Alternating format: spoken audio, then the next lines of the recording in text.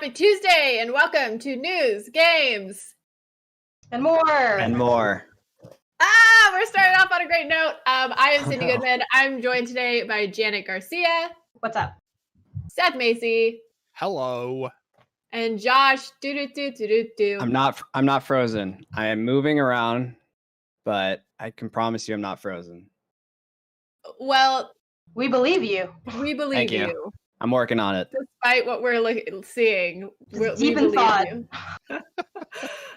He's really contemplating Diablo 4's Endgame being designed to make hardcore players happy. So yeah, today Blizzard published a new update about the ongoing development in a blog post, and it covers specifically how Blizzard is retooling skills and talents for upcoming sequels, or for the upcoming sequel and its endgame progression. There he is. So let's just break that down, what exactly that means. Again, we didn't get too many details because it is still in development, but they did tell us that there will be skill progression and that they listened to user feedback. Users said it was too simple in Diablo 3, and so Diablo 4 will split the skill tree into a separate skills and passives section, and leveling up your skill will lead to big power increases, and you're able to customize your playstyle to your liking, and leveling up passive will lead to general character upgrades. So off the bat, how do we feel about the level of customization in playstyle? Do you prefer being able to wield the power and kind of change it to however you like to play, whether that is with a melee weapon or whether that's playing as a tank or whatever it is, or do you like leaving it up to the developer? Janet, I'll start with you. I think it's always nice to have customization, and while I don't fault anyone for like leaning into certain styles for certain situations or kind of intentionally making players go from like one style to another, I think it's always like just really impressive to me game design wise when there are just so many options. For me, like I'm a sucker for player choice, not just in like, you know, I'm a big fan of narrative, so I like dialogue decisions and things like that, but I love when I feel like there are multiple ways to solve a problem, and inherently games are problems or challenges that they're kind of like putting forth towards the player. So I personally like to be able to customize it, and then you can kind of have like more interesting conversations too on builds. Like I do guides at IGN, and I love being able to give open-ended recommendations to players. Like, oh, if you like, you know, if you're someone that maybe struggles a little bit more and you need something that's like more healing based, obviously it's just a general example, not Diablo specific, but you might have this build. If you're someone that has more aggressive style, you want this kind of build. And not only is that fun from like a game help perspective, I think it's fun from a player perspective because it gives you just a lot of different ways to accomplish the same thing. And it kind of allows for players that are maybe more up for a challenge to do a more high risk, high reward situation or build than something that's a little bit more conservative. So I really like that aspect of it. Mm-hmm. Seth, do you tend to keep the same play style when you are able to customize? Like across the board, do you gravitate towards a certain play style or do you change it up? It's funny that you should mention that because every time I get a game where I can customize my playstyle, I plan on doing something completely off the wall that I've never done before. And then I always like default to the same sort of like stealth ranged character, like every single time. It's so lame of me. But yeah, I like that I have the choice. Yeah. I like the choice to not follow the choices much better than, you know, here you go, here's your guy. You give him what we're going to let you have. So the fact that you're playing the same build all the time, that's more on you than it is on the devs. Oh yeah, it's completely on me from being too afraid to try anything new. But it's your choice. You got to choose. Right. It's like Brussels sprouts. Maybe they're good and I just missed out on them, but I'll never know. Yeah, season it the right way. That's the thing. Maybe. Josh, are you somebody who likes that customization, or is it a little bit too not overwhelming? He's overwhelmed by my question. I'm so overwhelmed. He doesn't know what to do. I'm speaking through the mic with my mind and my eyes. I honestly, okay, I'm just gonna talk anyway. Who cares? Do it. Recently, I've been playing Hades a lot right now. I've been playing Diablo, but Hades is like really good for like having all these different build options, and not only that, but like encouraging you to try out different builds as well, because it's like that Dead Cell style where like you're kind of given these different sets of power-ups, but they're never like guaranteed. You can't plan everything out perfectly, and so you kind of are forced into trying things you haven't done before, and it's really awesome. And I love doing that, and I love getting better at a game, especially getting better at skills that I did not consider myself to be good at. Like I was really like high area of effect type of a player, and then I kind of like now I have a bow and arrow. I'm like I can't really do any AoE with this, and so I kind of had to like figure out how to get good at DPS, and I got really good at DPS, and now I feel like I'm really good at the game. So yeah, it was great. I love it. That's a great story about the game Hades. Yes, but it applies to customization and skills. I was just giving you a hard time. I will say, I feel like I might be in the, I don't know, whenever we talk about game preferences and I'm like, oh, open world overwhelms me. I prefer linear storyline. And just kind of, I feel like I am an elderly gamer in that like I'm stuck in my ways and choice overwhelms. But I will say I suffer from the same issue that Seth does, where I tend to always build the same character. No matter how hard I try, I end up with the exact same stats or near same, and then I'm always just the same character. And so to an extent, I do enjoy when a developer kind of forces me into a corner and I'm stuck playing a certain character that is maybe stealth or range, because those are not two things that I gravitate towards at all. But continuing on with Diablo 4, we again didn't get any specific details on Endgame, but we do know that players will have 30 to 40% of skill nodes filled and won't be able to acquire every skill tree node during the playthrough, which is stressful to me. That is a stressful fact, because that means you have to make choices and they matter. But the philosophy for the endgame is to give more depth and replayability than the Diablo 3 Paragon system. And for those of you who didn't play Diablo 3, according to our article, I didn't play Diablo 3, so Seth, do correct me if this doesn't make very much sense. But according to our article, it says Paragon makes it so that players kill monsters to grind small improvements for their characters. So it's like a grinding system. It's funny you should ask, because Diablo 3 I have not beaten.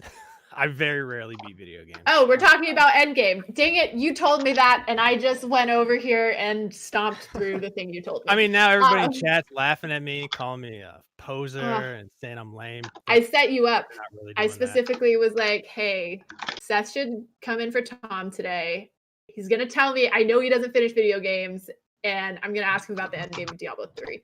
No, but Blizzard wants to make it easy to learn and difficult to master, which feels like a good goal. So that leads us to the question: what game do you think has had the best endgame content so far? Janet, I'll start with you. Oh man, Endgame? That's kind of rough because I don't know. For me, when the credits roll, I also roll. I'm like, this is it. It's over. Like, if we're thinking, like, do you mean Endgame like the end of the game or post game? Like post game content, yeah. Oh man, if any. I just really am not too much of a fan of it, to be honest. I think there are some that do it pretty well. Like, I do think Breath of the Wild's offerings were really interesting and like kind of provided that additional challenge. I think whenever you can offer that, or maybe, I don't know, additional like customization options.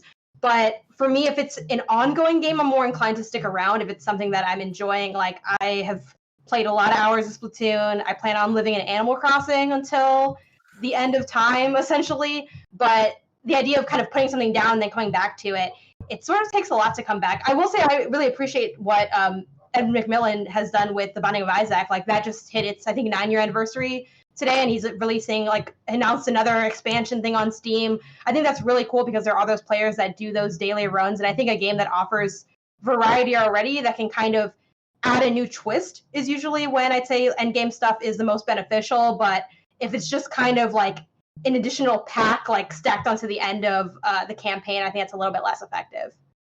Mm-hmm.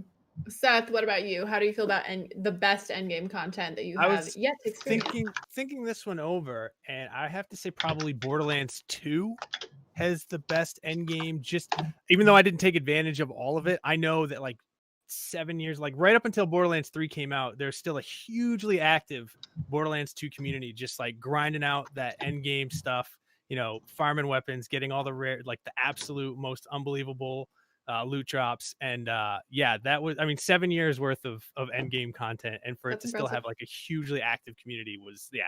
I mean, even though I didn't experience it all myself, I gotta just like give props for that. Give props. So, Yeah. Josh, what do you think endgame content has to bring to a player in order to keep that player base around? Is there anything that comes to mind? I mean, a lot of what you guys are talking about is just like, yeah, it's always like new stuff, I guess. Like, yeah, the developers have to keep adding things. But in terms of like specifically what that is, for me, it would have to be like story content. It can't just be like loot and items or what's that, cosmetics. It's just got to be like, for me, I'm really into games that kind of like, yeah, add new storylines or have new missions that are engaging. That's kind of my jam personally. Yeah. No, I get that. I feel like I was really into Destiny, and there was obviously it's a games of service, so there was lots of support after I finished the main story. And there wasn't much of a story to begin with. There was so I got not. there pretty quickly. Yes. But Mr. Crapped Pants said in the comments, that sounds great. Not what I just said, but the Diablo 4 news. If you base 2007's announcement of Diablo 3 and the release in 2012 as a sign for things to come, I look forward to seeing you all in 2024. So we'll hold them to it. We'll see if Diablo 4 drops in 2024. I guess we'll find out in 4 years if that All happens. Right on. Setting long my timer game. right now. Put a Oh, calendar yeah. in it. So next up, Assassin's Creed Valhalla, a game that is coming out much sooner than 2024, although I'm sure that we will get an Assassin's Creed in 2024. But this Assassin's Creed comes out November 10th, and they dropped a new story trailer today. So it kind of told us some things we already knew in terms of Ivor is a Viking. But we learned that he's a Viking, or he or she is a Viking that is torn between their duty to their brother Sigurd. I don't think that's how you say that, but Sigurd. And their personal quest for glory. So they're driven from Norway by endless wars and dwindling resources. Ivor's clan must secure a future among England. And Ivor will face power figures, including Saxon kings and the sons of Ragnar Lothbrok, as well as a mysterious growing threat to England's destiny. Are there any Assassin's Creed fans here? Off and on.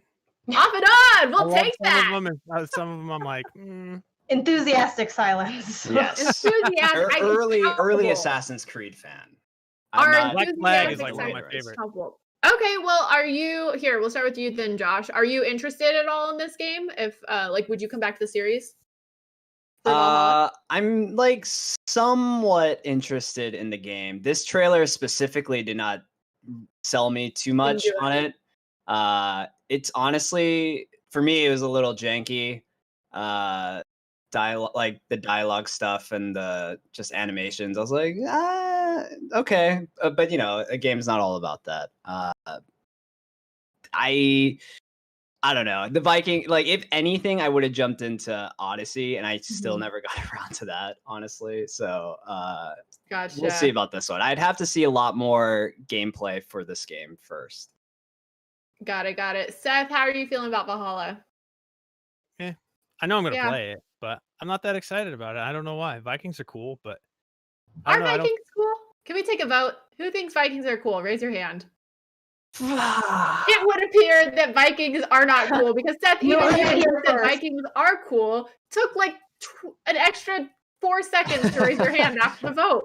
I thought it was a foregone conclusion that I thought Vikings were cool. I mean, my problem with this game is the stupidest problem that anybody has ever had in the history of having a problem. I can't wait. Game. And that is that the Vikings were the aggressors, not the other way around. They show all the people in England and all the 5 kingdoms of that island as like these nasty, mean, ugly people, but they were being murdered and killed and raped by Vikings on a yearly basis. They just showed up and they stole all their gold. They burned down all their places of worship and all their food and left them to starve. And eventually they're like, hey, you know what?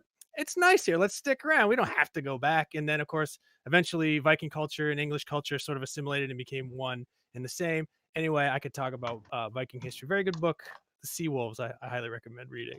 Well, I'm interested in your take in this game then. While you're playing through it, seeing how historically accurate it is. I mean, I'm sure that's the thing is they make these games so enormously accurate historically as far as the portrayal of the time period and the location. but they're taking some liberties here as to who the good guys are and who the bad guys are. And of course, there are no real clear-cut lines in real life as to who the bad guys and the good guys are. But in a video game, it's kind of hard to be like, yeah, this little island that had these war people that would, eat magic mushrooms and go into a berserker rage and just kill people because it was fun to do. That's the good guys. So, like I said, it's the stupidest. I don't think it's. I see what you're saying. I think it's really fair. What if at the end of the game everything turns and you realize that you're the bad guy? Whoa, my God! And then Ivor's like never been done. And he's the limp revolutionary. Off. Yeah. All right. Well, it would appear that we've dissected this trailer enough. So I encourage you, if you want to watch it again, we have it up on IGN.com and our YouTube channel if you're watching on YouTube. So make sure you check that out after the show because we're lots of fun. Why wouldn't you want to hang out with us? And because we're talking about something that everybody wanted, and now you've got it. A sequel to the live-action Lion King movie. All your questions finally answered. Directed by the director of Moonlight. And If Beale Street Could Talk. So what else could you want? But this was first reported by Deadline that there is a Lion King sequel there's already a Lion King sequel in terms of the animated film, but the live action film is getting a sequel. And that's coming from the Moonlight director, Barry Jenkins. And the guy who scripted the one that just came out, Jeff Nathanson, is returning to write the follow-up, which will be a continuation of the 2019 classic. So there are no specific story details, but we did get, quote, it will dive further. Oh, I started the quote early just for prosperity's sake. It will, quote, further explore the mythology of the characters and actually dive into Mufasa's origin story. So Janet, did you see the first one? Did you like it? And are you excited for the sequel? So here's the thing about the first one. I did see part of it. So my boyfriend's like a huge Lion King fan. I think everyone's kind of a Lion King fan. If you know the original animated, that's kind of like, okay, I get it, you're different, right? Like if you didn't like it, just don't even mention it because it's just gonna seem like an outlier opinion for the sake of being contrarian. This didn't look good to me because the lions can't have the emotion that like when you're trying to capture realism, and it's like I remember seeing the posters of the lions, and it's like, here's it evil. Here's it happy. And it's like the same thing. So I kind of knew going in, I'm like, I don't think this is going to be the thing for me. But my boyfriend really wanted to watch it. I thought it'd be kind of sad if he had to go by himself to watch it. I had AMC subs. Don't cost me nothing. So I went with him, and we actually walked out of that movie because I didn't want to watch it to begin with. And he's like, I'm good to leave now if you want to leave. And I'm like, works for me. So we dipped maybe halfway through or so. Did it go to adult Childish Gambino King? Yeah, that's around when my boyfriend had enough. He's like, I think this is when Childish Gambino showed up, and I like Childish Gambino, but when he showed up, he was like, I'm good. I'm good. So for this one, definitely not looking forward to a weird sequel. At least it's gonna take a different story, I guess. But it's just the CGI for me just does not work at all. I think the live action treatment Disney's doing, I feel like, I don't know about y'all, but I end up watching these movies that I know aren't going to be good, and they're not going to be as good as the original, and they're not even really going to be good movies, but you keep going back. Like you just can't. You got to watch at least a dozen of these before you say, I think I've had my fill of live action. So I'm gonna try to skip this one, but admittedly, it might loop me in. My family might be like, nothing else to do on a Sunday quarantined. Like I could see it happening. I already got roped into Mulan, so at this point, I can be talked into watching any bad $30 pay-at-home bootleg theater experience. But I don't want to be the one suggesting it, is what I'll say. Okay, so Seth, I have a semi-personal question. You don't have to include your sons if you don't want to, but I'm curious, are they, so, I think all of us pretty much grew up on those animated films, so we know animated Lion King as the Lion King. Right. Do your sons think that the live action, are they more open to it? But your sons are older, so maybe they did. I don't know. How do they feel about all this live action stuff? We went and saw the live action Lion King, and they were like, it's okay. I mean, but even though they're like kids, they realize it's pretty unnecessary. Okay, so it's not because we're jaded adults. It's just not very good. No, I mean, my biggest problem with the live action Lion King was that this is something I noticed for years in CGI. Whenever they'd have an animal, they CGI'd into a real movie, like they would sort of over animate it. They would use the rules of actual animation so that the moves would be a little bit too floaty, because that's what animation has to be to look realistic. It has to overdo it. But then they pared it back so much for this one that they had the opposite effect. There was no expressions to their faces, and I think they went a little too far. Yeah.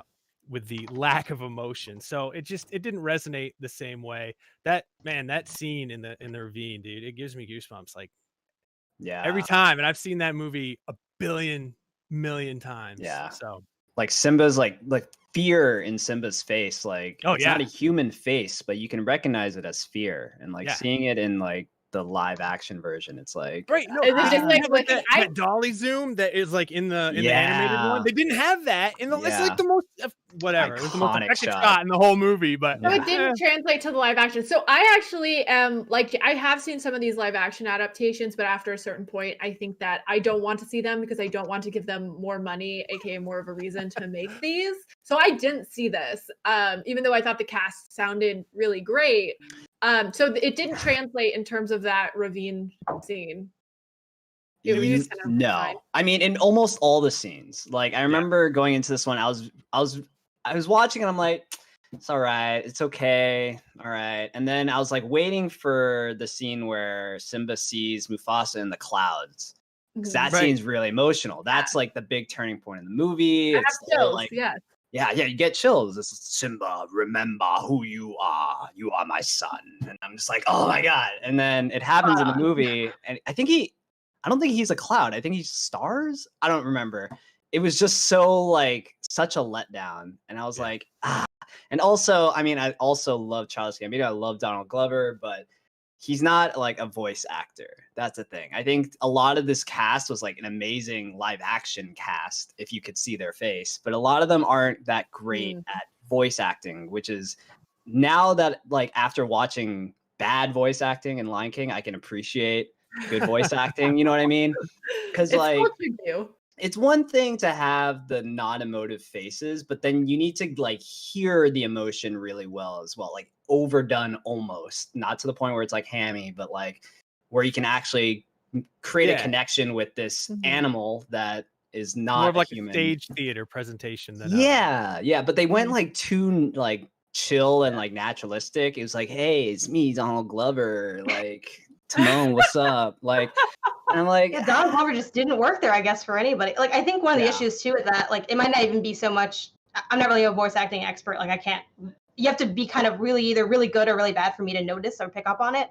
But I think their voices, their like natural voices, are so iconic that, and you don't see their face. So like, it's one thing when, even though I think Rihanna did a great job in Oceans, but she's there and like her voice is there, but like, and she's there, but like she's playing a character and you kind of know that. Here you're only getting the voice, so when the voice is too similar to how you normally hear them, you just think like, this is Beyonce, this is Donald Glover. And I think that kind of like messed with people. Like I think one of the challenges too with this, which is what's going to be interesting about this follow-up, even if the follow-up doesn't end up being good, I think what's going to be interesting is what they're going to do with the narrative, because one of the challenges with this whole thing is how much is this a one-to-one? How much is this different?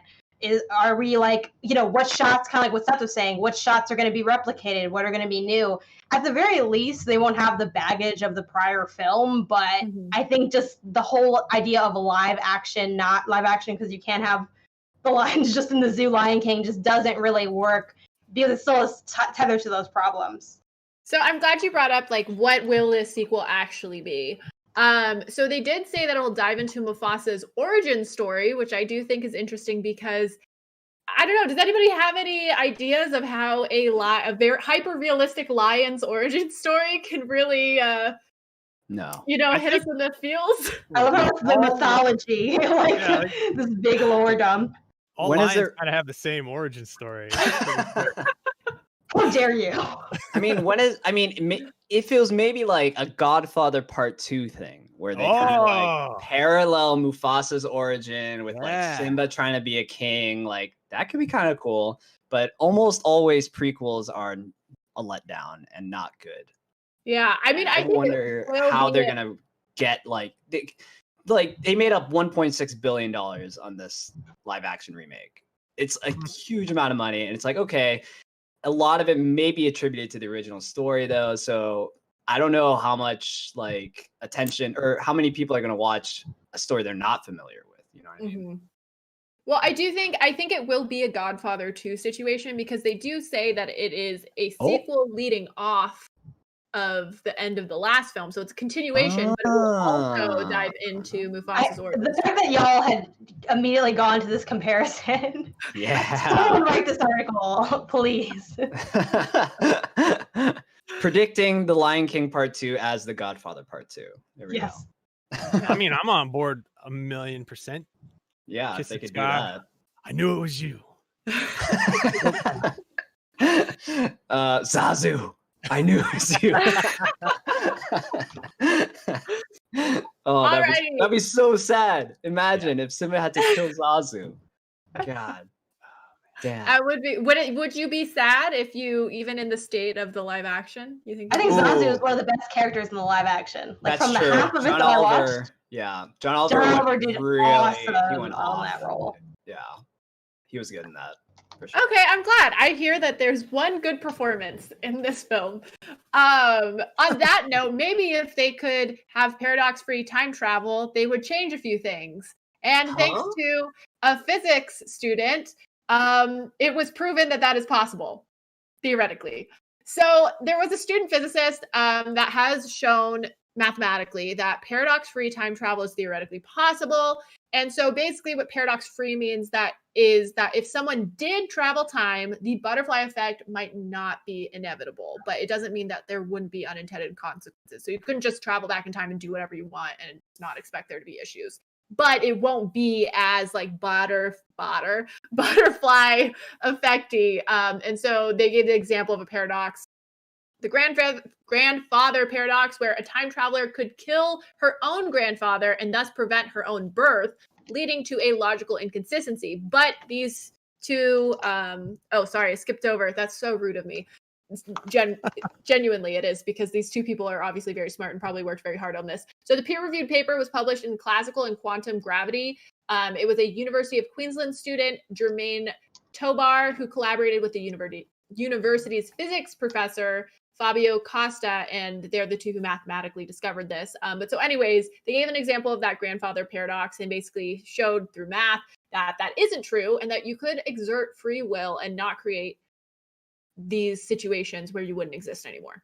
And Popular Mechanics so lovingly, well, I don't know if there was love behind it, but they did succinctly try and summarize this as, quote, as long as just two pieces of an entire scenario within a closed time-like curve are still in causal order, when you leave, the rest is subject to local free will.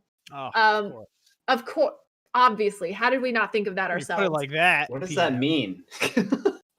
So Seth, do you care to extrapolate exactly what this might mean, and or if you would like to time travel? Would you time travel? Yeah, obviously. That sounds awesome. Really? I get that PS5 pre-order. Right. No way, I'd go get a PS8 and bring it back. Yeah, of course. But then you can't. Well, I guess, yeah, you could go forward. Yeah. Wait, I don't know that I would time travel. Janet, would you time travel? Definitely. Short answer, yes. Long answer, like, I guess I'd have to be careful, but not as careful as I thought I'd have to be, according to this peer-reviewed article.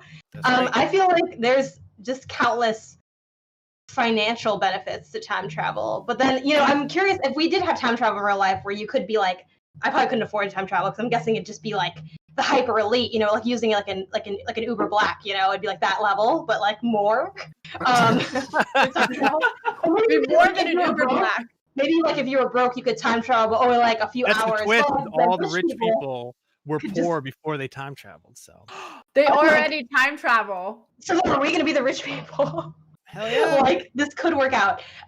Yeah, there's countless like financial benefits. I'd be curious as to if we did streamline time travel, like if that was a thing we all had, if there'd be like rules and like regulations that said like, okay, you can't use this to manipulate like the stock market or like go back and like invest a bunch in Facebook or like do something That would like require that. some sort of time cop.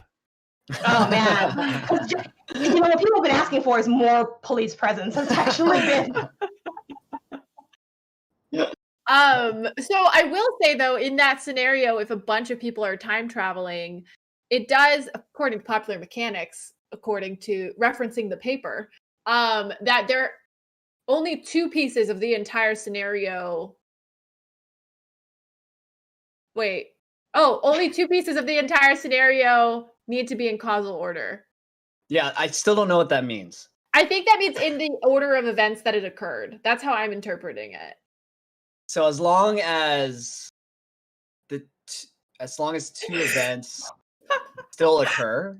We're learning on the job. It's okay. So, yeah, I will caveat this, everyone. This is a very interesting article. If you really want to take things as at face value and like look into this, you should go read the actual peer-reviewed article, or maybe go read it on Popular Mechanics, or go read the article on IGN. But we are just trying our best to understand. So Right. we're probably going to say things that aren't actually true. Okay, I see it. There's a quote. Okay. Okay, here's the example they give. In the coronavirus patient zero example, you may try and stop patient zero from becoming infected, but in doing so, you would catch the virus and become patient zero, or someone else would. No matter what you did, the salient events would just recalibrate around you. Try as you might to create a paradox, the events will always adjust themselves to avoid any inconsistency. You know, that actually reminds me a lot about what, spoilers for Umbrella Academy's ideas, but like, if you're the comic, you also already know that stuff, but like, that's kind of what Umbrella Academy, someone actually mentioned in chat, Seb B on the YouTube chat, ask Umbrella Academy, they can explain. Yeah, that's kind of the whole idea, and I think a lot of different mediums, whether it's TV or movies or novels, have explored this idea of fate being this all-encompassing force that kind of supersedes everything. So it's interesting that now, scientifically, based on this peer-reviewed article, we're sort of seeing the mathematics and the data behind the ways that the universe is going to run the way it's going to run, which that kind of sits funny with this whole idea of like, how much is it, I don't know if y'all have looked into the are we in a simulation, theories and all of that, but yeah. I think it does kind of play on that idea of the things that are going to happen, and the way they occur can change, but their occurrence is stagnant. That's a little bit scary for a Tuesday, but it's okay because there's a few days left. You have no free will, basically. Wait, so I'm wondering if this is refresher butterfly effect. Then what the butterfly effect would be that the final outcome changes as a result of you changing the event. So. Yeah. Right? So, like, theoretically, if I killed patient zero, what did I do to patient zero? You tried to prevent coronavirus by trying to get rid of patient zero, preventing patient zero from ever catching it. And if it was a paradox time travel event, then that means that the end result could change and I could actually do that? That's butterfly effect. Yeah. So if you try to butterfly effect the coronavirus, basically this paper is saying that necessarily might not happen. They're like, time isn't affected that easily, basically. You are coming from a time period where coronavirus exists. So no matter what you do in this past timeline, coronavirus is going to exist. So, okay, I get it. So to go back to our example with getting rich, theoretically, if you were like, I'm going to time travel so that I can get rich later, it doesn't matter because you're either are or you aren't going to be rich. You maybe not. Yeah, maybe in the time between, the universe will work in a way where you lose that money. And you'll just end up the same place you were when you started time traveling. I want to see what the math equation looks like. Sorry, go ahead, Seth. I said, you know who got this completely wrong? Was the movie The Butterfly Effect with Ashton Kutcher. Oh my gosh. And here I thought all along that was the science. A documentary? I know. I thought it was a documentary. It wasn't peer-reviewed, guys. Hate to break it to you. Oh my gosh. Like that whole Arcadia Bay and all that. Well, I guess actually, I feel like part of the spoilers for Life is Strange. So like, I feel like part of one of the messages they were looking at was that idea of like, you can't like change it even though they kind of like went against that, I guess, in the end with the decision, sort of like giving you the option to change it. But that was sort of like the argument I feel like the game was putting forward, that it doesn't matter what you try to do, like the thing you're trying to prevent needs to happen, and it will happen, maybe in a different way based on what you're doing, but like it's still like an inevitability. Mm-hmm. So actually, okay, we just saw some Bill and Ted B-roll on there. So was Bill and Ted working in this correct, like working in the universe of what this is showing us? Because they took all those figures from different events in history and they didn't True. completely like destroy time. Right. Possibly. So we're living in a Bill and Yeah. Ted universe, Yeah. I'm into that. Yeah. according Yeah. to math. And this Avengers came out. Endgame as well. I Also can't, same I'm thing. going to be honest with you. I don't even remember what actually ended up happening in Avengers. I just remember They people won! died They and there was a did. funeral. It And was that good Infinity Endgame War content. ended. Speaking of Endgame, it's done now. Thanks for watching this video. Thanks for watching. No, but seriously, we're done talking because we've talked a lot about time travel, and I don't know that we're gonna understand it anymore if we keep talking. Not to what is it, like look down? What is it? I'm not assuming that you guys are. No, I was saying I'm not assuming that you guys are stupid and that you won't understand this. I'm just saying I don't think that we're gonna solve time travel in today's episode. Yeah, I did. That's all I'm saying. But Come I back can do tomorrow that where later. we will. So come back tomorrow Where that they'll extra talk about it time. again. No, I mean, I don't think they'll talk about it again, just to clarify. So you should watch tomorrow's episode. We're live Monday through Friday, 4 p.m. Pacific. Thank you so much, Janet, Seth, and Josh. And thank you, viewers, for coming to News, Games, And more. Yes.